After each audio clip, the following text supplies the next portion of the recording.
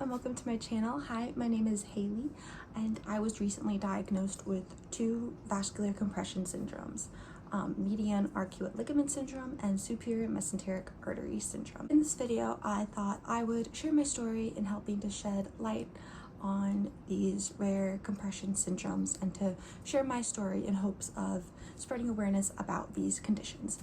I didn't want this video to be too long, so in this video I will be sharing my personal story and how I got the diagnosis, and then in another video I will be talking more about the specifics and what these conditions actually are. Okay, so where do I begin? For context, I have Ehlers-Danlos syndrome, which is a connective tissue disorder, postural orthostatic tachycardia syndrome, which is a form of dysautonomia, Gastroparesis, which is a motility disorder, and mast cell activation syndrome, which in simple terms is an allergy-based condition. Prior to my diagnosis of MALS and SMAS were relatively stable, but then I got into a flare that never really went away. With my gastroparesis, my stomach would hurt if I ate something, or if I ate something that wasn't one of my known safe foods. Now my stomach hurts all the time. If I lay down, my stomach hurts. If I move a certain way, my stomach hurts. I used to be able to play the trombone and the euphonium, but now I can't, because when I take a deep breath, I get excruciating abdominal stomach pain, which wasn't really something I experienced before. Prior to this flare-up, I was able to tolerate a good amount of foods, but now I can only really take a few sips of juice and maybe a couple bites of crackers, but even then I still struggle. I couldn't keep anything down. I was beyond nauseous. My stomach pain was constant, was all the time, and it was awful. Not fun, awful. So with all this happening, I went to my care team to see if they had any ideas or solutions about things that we could do or try differently to help get me out of this flare. At first, my POTS specialist thought that it could be my POTS flaring up, and so he increased how often I did my hydration infusions, because one of my treatments for POTS is saline infusions to help keep me hydrated and whatnot. He also recommended that I follow up or get in contact with my allergist, because he thought that my mast cells could be a contributing factor as well. And you know, after that appointment, I was actually very thankful, because that same day my allergist called me and I was able to follow up the same day with him, and so I only had to make one trip, and so I was very thankful for that. But I was able to meet with my allergist that same day. And so during that appointment, my allergist said, yes, your mast cells could potentially be reacting, because at this time I was also having a lot of reactions, allergic reactions, hives, swelling, rashes, things like that. So one thing he recommended was that we try changing some meds up and see if that would help some of my symptoms. And then we will follow back up in about like 2-3 weeks just to see how everything was going. And we'd also talk with my POTS doctor at that same appointment to make sure everyone is on board. At the time, these changes helped a bit, but not really much in general. I was still throwing up anything that I put in my mouth. Nausea was awful, vomiting was awful, my stomach pain still hurt like crazy. The saline infusions, increasing those did help a lot, because I was pretty dehydrated at the time, but I was still having pretty bad reactions. I still couldn't keep anything down, and so medication wise, nothing was really helping.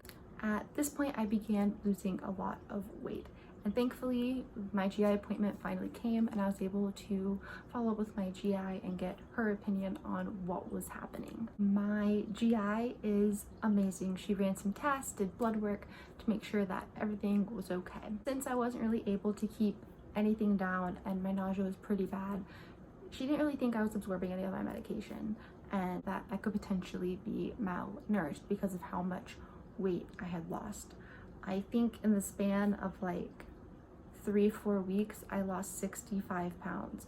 So I was losing weight pretty fast. She said that if my lab results came back and it showed that I was malnourished, she would be placing an NJ tube, or a nasojejunal tube, which is a type of feeding tube that goes in through your nose, down your throat, and into the first part of your small intestines. We got the lab results back and I was in fact malnourished. So I had my first NJ tube placed. So the intention of the feeding tube was to be temporary until I got out of this pretty bad flare.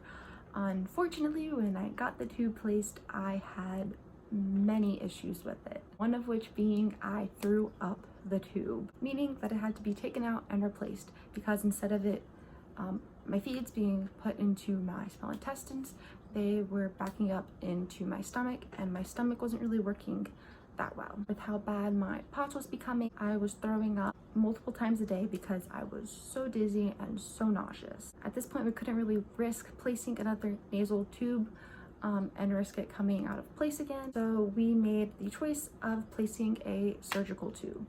This did come with some possible complications. Since I was malnourished, one lab results that we were pretty worried about was my vitamin K level. I was pretty deficient in vitamin K at the time, and my team was worried about clotting issues during the procedure because vitamin K helps the blood clot properly. Thankfully, we came up with a plan. I got the surgery done and everything went pretty smoothly. During this time, I was admitted to the hospital and was watched for something called refeeding syndrome.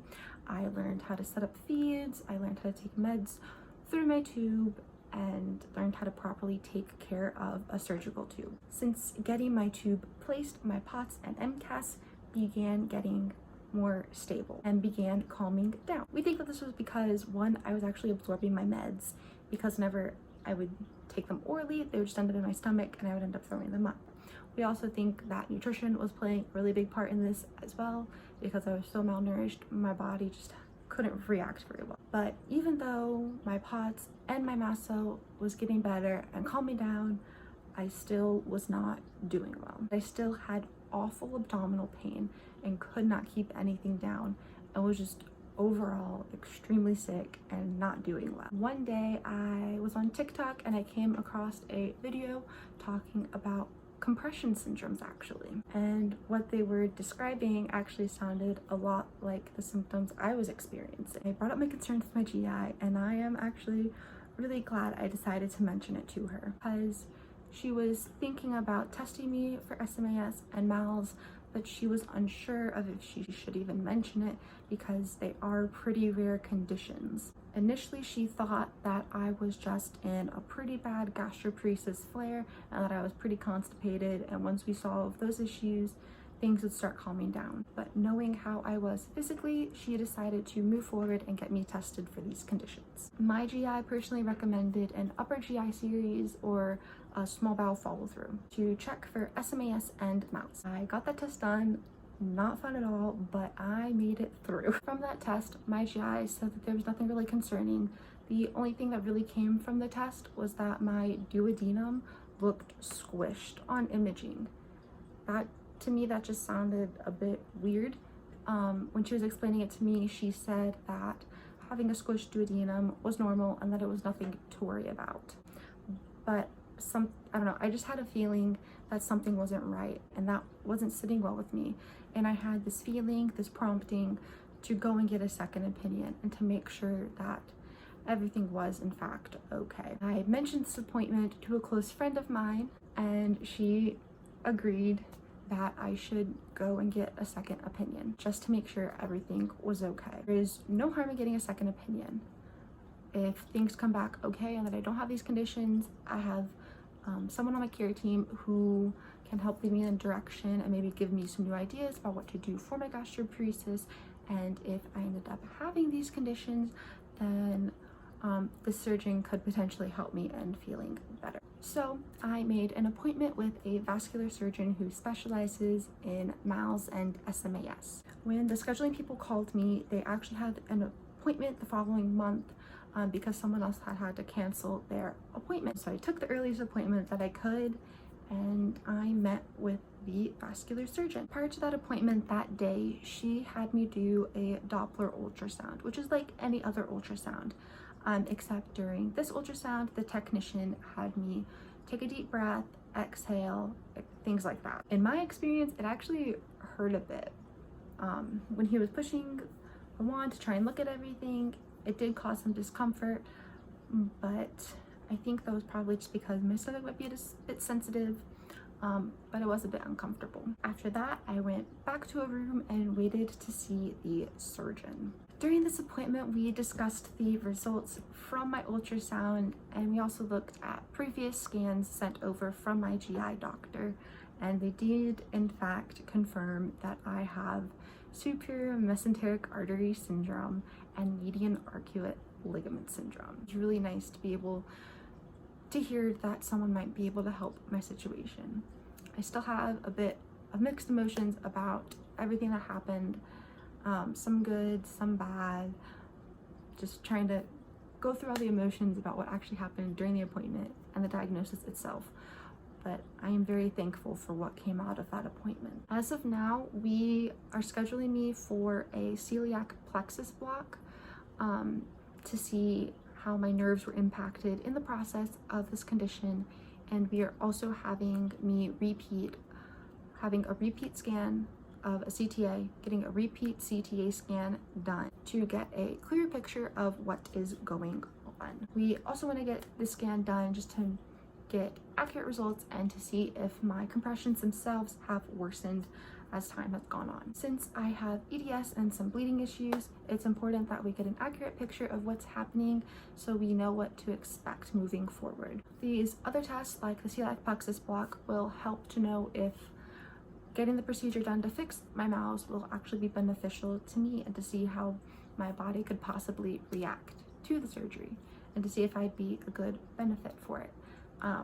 Because sometimes with MALS, you can have something called neurogenic MALS, where the nerves are compressed as well. Now I just have to wait and see what happens next. Waiting for these next steps can be hard and can be frustrating, but I just have to keep reminding myself that I have a team behind me who is supporting me. I have an awesome support network who wants to help me get better and to see me progress. I remember that people are there supporting for me and rooting me up. I hope you enjoyed this video, and I hope you have a good rest of your day. Bye!